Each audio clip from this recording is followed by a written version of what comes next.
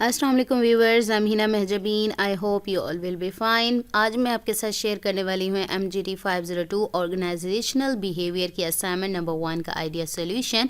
But idea solution share करने से पहले अगर आप मेरे चैनल पर न्यू हैं तो प्लीज़ मेरे चैनल को सब्सक्राइब कर दें और बेल आइकन को क्लिक करना मत भूलेगा ताकि upcoming assignment, idea solution, quizzes, जेडे बेस और डिफरेंट सब्जेक्ट लेक्चर्स उनके नोटिफिकेशन आप तक पहुँच जाएँ। लाइक भी कीजिएगा, शेयर भी कीजिएगा। ओके जी, let's start from the question file. Fall 2020 की है, 10 मार्क्स, जिसकी लास्ट डेट है 3 फेब। ओके जी, आपका जो ऑब्जेक्टिव है इसे ज़रूर लर्न किया करें क्योंकि ये हमें बताता है कि भाई हमारा कंसंट्रेशन किस टॉपिक पर होना चाहिए। तो students will learn about different sources of power. तो पावर के सोर्सेज हैं, आप सर्च कर लें अपने हैंडआउट्स पर सोर्सेज ऑफ पावर, तो वो निकल आएंगे। नेक्स्ट है distinguish between different sources of power, understand the use of various sources of power in practice. Practice में लाना है, यानी आपको सिनेरियोज गिवन है, उसमें पावर्स कौन कौन सी यूज़ हो रही हैं। ओके जी, आपका सिनेरियो गिवन है, the performance of one of the biggest hospitals in the country I care and care came under scrutiny in the recent pandemic. Recent pandemic यानी कोविड-19 की बात हो रही है, वबा की बात हो रही है। The hospital was unable to cope with the catastrophic situation of कोविड-19 arrangements including isolation wards and emergency treatment of the patients. यानी भाई वो ये सारी चीज़ें करने के काबिल नहीं है, यानी देखा गया है ये।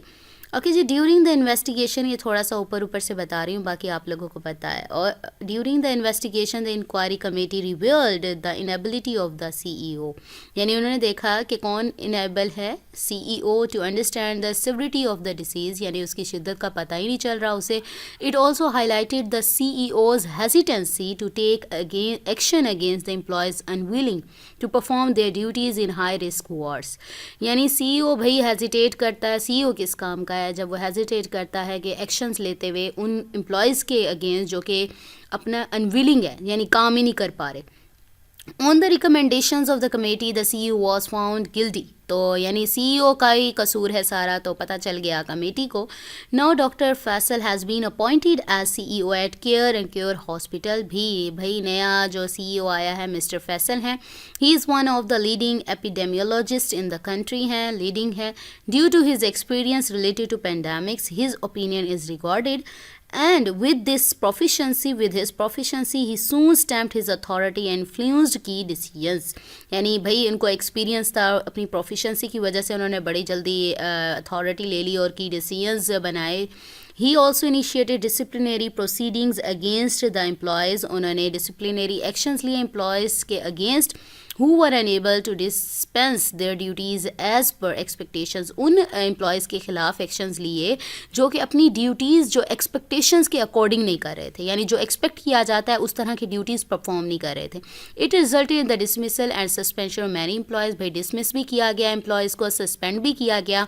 इन 6 months the hospital not only establish a 200 bed facility for Covid patients but also ensure the availability of trained paramedics and physicians willing to serve।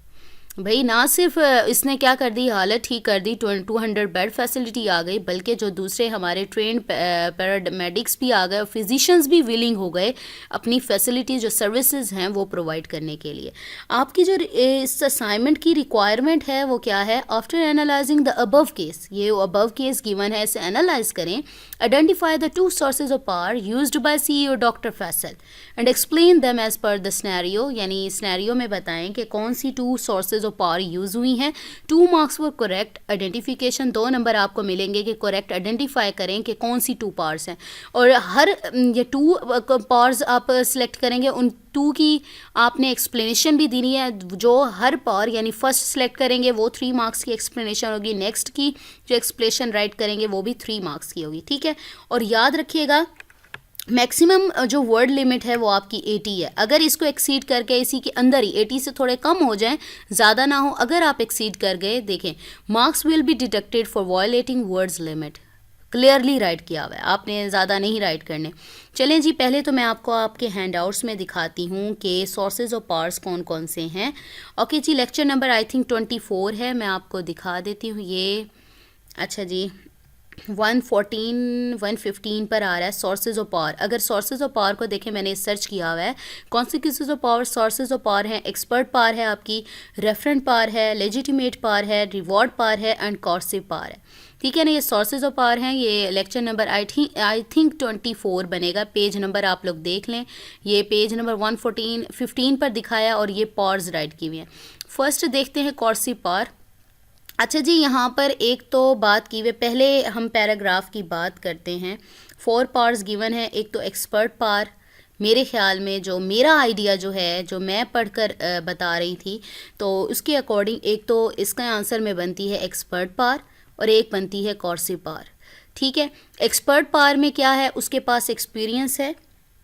ये पार्स की टाइप्स हैं, आप लोग इन सारी पार्स की टाइप्स को अगर आप पढ़ें, क्रिस्मैटिक जिसे रेफरेंट भी कहते हैं, ठीक है, अट्रैक्टिव विजन्स होती है, यानी पर्सनालिटी रिलेटेड है। इसमें भाई पर्सनालिटी की तो कोई बात ही नहीं आ रही। लेजिटिमेट पावर, अगर मुझे शक था तो मुझे एक था लेजिटिमेट पावर पर और एक कॉर्सिव पावर में था, लेकिन क्लियरली जो यहाँ पर स्टेटमेंट्स राइट की हुई हैं उसमें पता चलता है कि वो कॉर्सिव पावर की बात कर रहा है। लेजिटिमेट पावर की अगर बात करूँ मैं, तो उसमें क्या होता है, पोजीशन की वजह से, जैसे एक मैनेजर या सीईओ है तो सबका फ़र्ज़ बनता है कि वो उसको फॉलो करे। वो जो सीईओ है हमें ड्यूटीज़ अपने एम्प्लॉयज़ को असाइन करेगा, उसके अकॉर्डिंग ही बाकी लोग वर्क करेंगे। लेकिन अगर मैं देखती हूँ तो पहले वाला भी जो हमारा सीईओ, यानी इस कंपनी का जो सीईओ था, उसके पास भी तो ये अथॉरिटी थी, तो वो उसके पास भी तो ये पोजीशन थी। ठीक है, तो उस पोजीशन की वजह से क्यों बाकी एम्प्लॉयज़ अनविलिंग थे, अपना वर्क क्यों नहीं करते थे। ठीक है, तो इस वजह से मैंने जो लेजिटिमेट पावर है वो चूज़ नहीं की, क्योंकि वो अथॉरिटी पहले वाले सीईओ के पास भी थी, लेकिन वो क्या करता था, हेजिटेट करता था अपनी इस पावर को यूज़ करने में।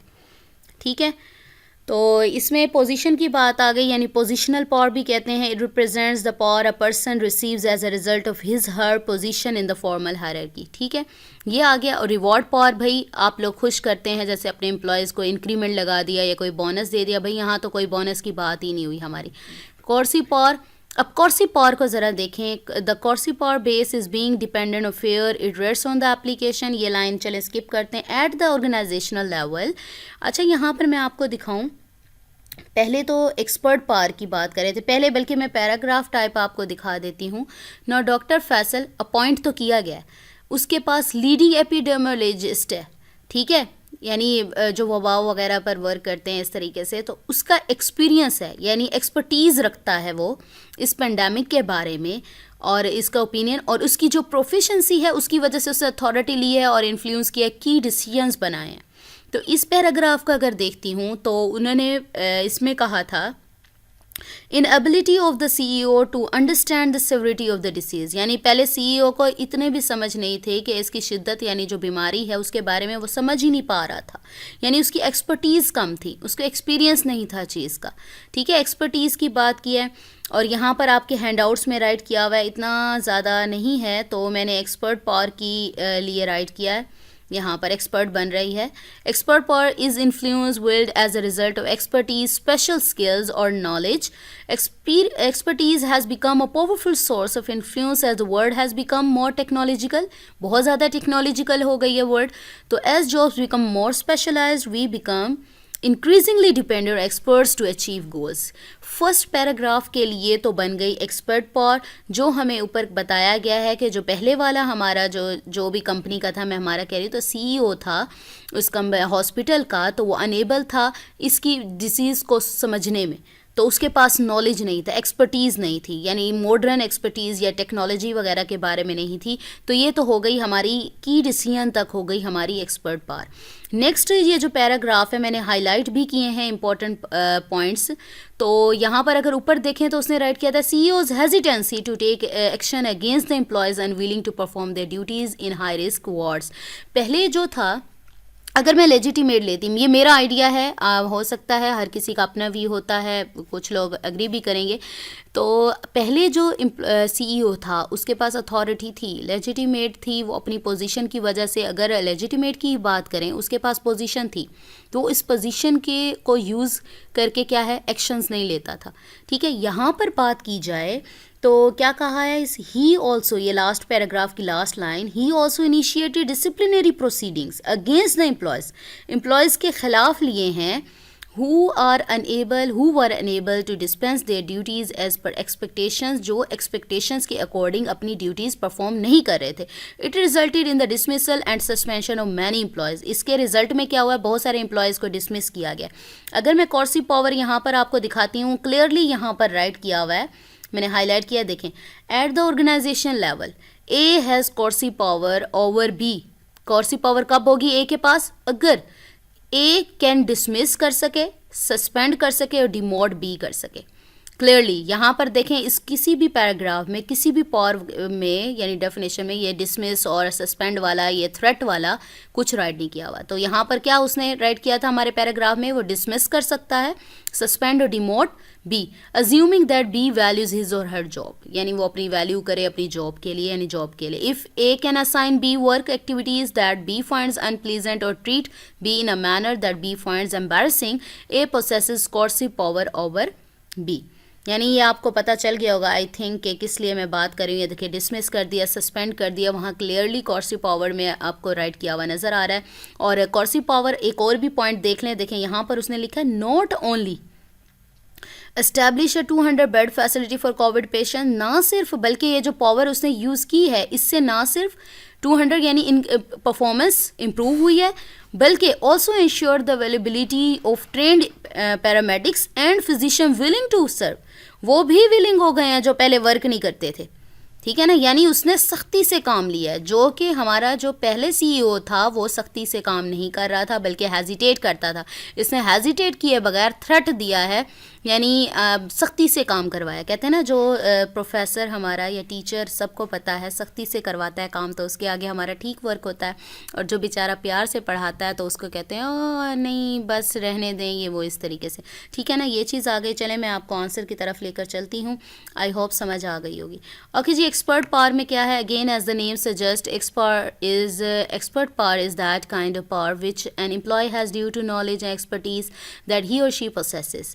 आपने, अच्छा ये बता दूं, आपने इसको अपनी वर्डिंग में राइट करना है. अगर same as it is write कर देंगे सबके मार्क्स 0 आएंगे, और ये मेरा आइडिया सॉल्यूशन है. ठीक है, knowledge is wealth in today's world and is highly sought after by organisation. Nice specialisation, extensive research work is highly valuable to businesses which are increasingly becoming complicated and specialised. यानी बहुत ज़्यादा complicated और specialised होते जा रहे हैं, हमारी technologies change होती जा रही हैं, तो इसके लिए बेटर है कि एक्सपर्टीज़ होनी चाहिए उस काम के बारे में. Expert power also acts as a stepping stone for employees to gain legitimate power. Expert power में लेजिटिमेट पावर भी आ जाती है, यानी पोजीशन भी मिलती है. A good and acceptable display of expert power will lead to promotions and make an employee indispensable for the company, यानी वो छोड़ के नहीं जाते. अब कॉर्सी पावर यानी अगर ना पता चले तो देखिए, कॉर्सी पावर में क्लियरली राइट किया हुआ है, coercive power is the power that a person has which he or she uses to coerce or threaten other employees. उधर बात की ना, नॉट ओनली बल्कि दूसरे भी सर्व करने के लिए, यानी दूसरे भी डर के तैयार हो गए काम करने के लिए. Coercive power is use to enforce strict deadlines and punishable actions in the workforce and scare employees. डराने धमकाने के लिए. सैलरी कट होता है, लीव कट और even terminations are certain threats that are used by bosses to get the work done by their employees. यही बात हुई, उसने टर्मिनेट कर दिया, सारों ने डर के अच्छा काम करना शुरू कर दिया, जो विलिंग भी नहीं थे वो भी विलिंग हो गए. Bosses need to be strict with their employees and are justified in expecting professionalism and timely completion of work. यानी अपना काम एक्सपेक्टेशंस के अकॉर्डिंग प्रोफेशनलिज्म चाहिए या वर्क पर कंप्लीट करने के लिए टाइम पर, तो ये जो पावर है ये यूज़ करनी पड़ती है. जैसा कि ये जो मिस्टर फैसल, डॉक्टर फैसल, ठीक है, जो हमारे क्या है हॉस्पिटल के सीईओ है. If used coercive power, if used optimally, can improve the performance of employees and make them challenge them self constantly. भाई चैलेंज देते रहते हैं, भाई तुमने ये काम करना है. अच्छा जी, ये 2 आंसर हैं. ठीक है, एक एक्सपर्ट पावर हो गई हमारी मैं अगेन बता रही हूँ, ये मेरा आइडिया सोल्यूशन है, मैंने आपको दिखा दिया कि क्यों कह रही हूँ मैं, ठीक है। ये expert power and coercive power आ रही है।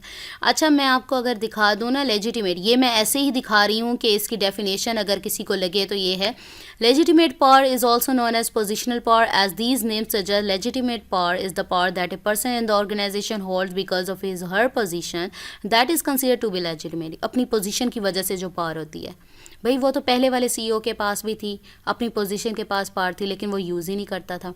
A manager who leads a team has certain responsibilities and also the right to delegate tasks his or her subordinates as well as review their work and give feedback, यानी feedback भी देता है। This power that a manager enjoys is because of the position that he or she holds and is legitimate power. Job description make it clear as to who an employee will be reporting to and the team that employee will be leading if any. यानी वो देखते हैं employees के किसको वो follow करें। पहले वाला जो था, मेरे ख्याल में जो पहले सीईओ था वो तो लेजिटिमेट पावर ही यूज़ कर रहा था, अपनी पोजीशन की वजह से उसको करते थे, लेकिन फिर भी उसको नहीं मानते थे। ओके जी, मैंने ये जो चूज़ किया है, एक कॉर्सिव पावर है और एक एक्सपर्ट पावर है, ठीक है। ये मेरा आइडिया सोल्यूशन है। आई होप आप लोगों की हेल्प हो जाएगी। अगर आप चाहते हैं और भी असाइनमेंट का आइडिया सोल्यूशन अपलोड करूँ तो आप लोग मुझे ईमेल कर सकते हैं। ईमेल आईडी मैं अपनी वीडियोज़ के डिस्क्रिप्शन बॉक्स में दे देती हूँ, वहाँ से ले सकते हैं। मुझे अपनी दुआ में याद रखिएगा, अपना ख्याल रखिएगा। टेक केयर, अल्लाह हाफिज़।